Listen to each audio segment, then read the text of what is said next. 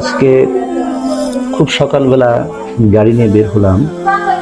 রাস্তাটা অবশ্য কুয়াশায় আচ্ছন্ন ছিল। আস্তে আস্তে কুয়াশা কেটে পূর্ব দিগন্তে সূর্য উদিত হচ্ছে।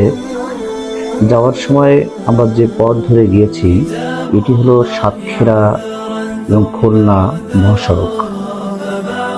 মহাসড়ক হলেও এই রাস্তায় অ্যাক্সিডেন্টের পরিমাণ অনেক বেশি।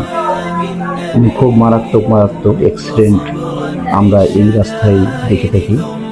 এর একটি কারণ হতে পারে এখানে অনেক থ্রি হুইলার ভেহিকল রয়েছে, যেগুলো যাদের গতি এবং নিয়ন্ত্রণ দুটি খুবই কম এই রাস্তার উপযোগিতা হিসাবে।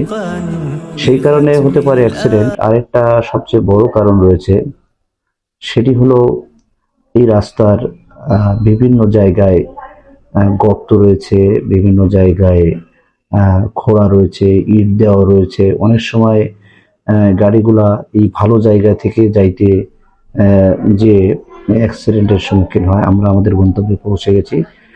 পরবর্তী ভিডিওতে দেখা হবে ইনশাল্লাহ। আমি অবশ্য গাড়ি আগের চেয়ে ভালো চালাতে পারি। ধন্যবাদ সকলকে। আসসালামু আলাইকুম ওয়া রাহমাতুল্লাহি ওয়া বারাকাতুহু।